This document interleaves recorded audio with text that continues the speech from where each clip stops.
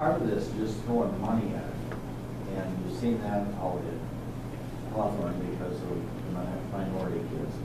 You're getting all of these illegals coming in here. I won't say all of them are illegal, but I'm sort of going to be a little discreet in what I say. But bringing them all in here and stuff, looking for their handout for nothing. I mean, my wife was also a supervisor at the school for the first couple of years that my daughter was over there. And we look at all of the ones that come to school with virtually no clothes on. And I mean, no winter jackets in the winter and no socks and stuff like this. I picked one up one day because he was out throwing, when I took my granddaughter to school, because he was out throwing a tantrum out there in the yard. His brother didn't see after him, and he said, "You can't do that." I says, "I'm doing it under the Safety Act, or whatever, the Good Samaritan Act." I says, "If anybody comes to say anything about this, as soon as you got him in the school, he was fine." We're just like, "Oh, I'm not going to get by with this camp." And stuff. And I look at throwing some of this money at some of this stuff, and I think we need to use it wisely. Right now, last weekend we were over at Rochester to the Destination Imagination program. I'd like to see more done with some of them programs that for the more gifted kids and stuff. And that I think when we get beyond that, and they can, I look at it on a state level now, my granddaughter's in junior high, they seem to make it tougher for them to go on for there. I think we need to at least keep it at the same rate going up in high school, grade school and high school, because that is important to learn more than sports. I mean, I know we need sports, and we need band. We need this stuff so that the kids learn to work together and coordinate with each other, not just argue with each other or fight. That's part of the problem that's going on right now with our legislature. Some of these people never learn to work with each other. Don't they say that everything you do, you learn back in kindergarten? Is that saying or whatever? Well, I think you bring up two excellent points. And one is that we know that kids that start, whether or not it's first grade or whatever, do not come to the starting line. There are some that start 10 yards back because of the family life, or I should say the lack of support or whatever, and I think that's a crucial point. One thing, as you mentioned, is we do know that early childhood and all the everyday kindergarten actually is the most effective for those students in the most areas of poverty. That's where they really can get the gains. And as you're kind of mentioning, as you took that child to school, a lot of times we know school is going to be the most stable thing that that child may have.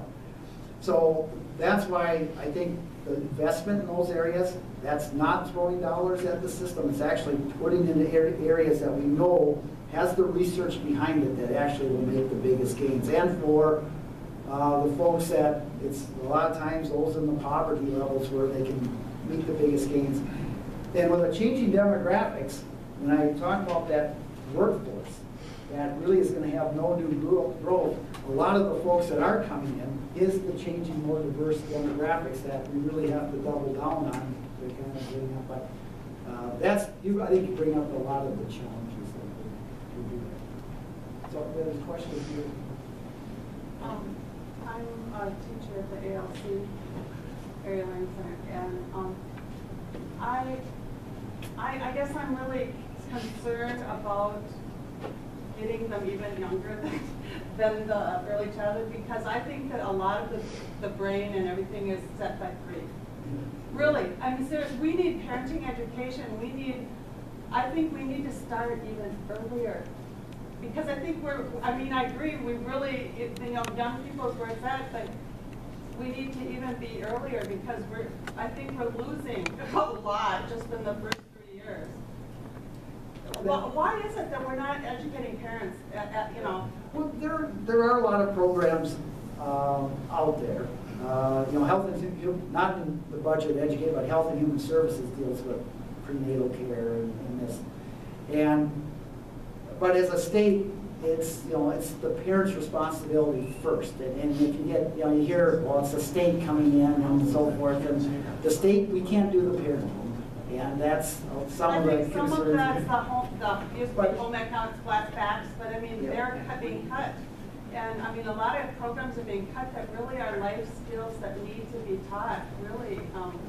And they're, you know, through ECFE and some of these programs, we do get out to parents and try to educate folks too. But you're right, I mean, the earlier the better, it's just kind of a matter of costs and.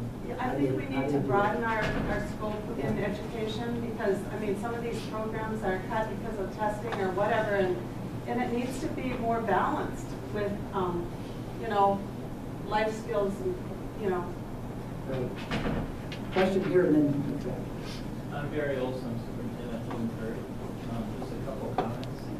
Why, or maybe a question, why 1450? I know that we're all day, every day. A lot of us have been, and I'm sure Mike has, we've had all day between garden for about 5-6 years or more. You know, we need help now. We don't need help delay. So that's one comment. We should really be looking for money this next year. And those schools that aren't ready for it, they can figure it out, I'm sure. I know most of those leaders and they can figure it out. But that's one area that we need to help with, funding all the kindergarten as soon as possible, not delayed. The second thing is, how do you expect to retain and attract quality teachers? And we know the importance of having quality teachers when you're only giving us 1% new money when the other businesses and corporations, et cetera, are taking our good people away from us because we can't afford to pay them. And we have big negotiations coming up. We need help there. That's the key. Every study that I've seen, the teacher in the classroom is the most important thing. If we can't afford to pay them or extend their contracts or give them more days for staff development, we aren't going to be able to keep our people there. And with the stress that people are putting out these new state laws or testing and things, we are going to have a hard time finding quality teachers. I'll take the last question first. It's we hope, and at least the plan and with our target to do better than 1%. So on that first one, we recognize that. We're hoping to do much better. The second question on the kindergarten not starting at 14-15 is basically cost, just the budget.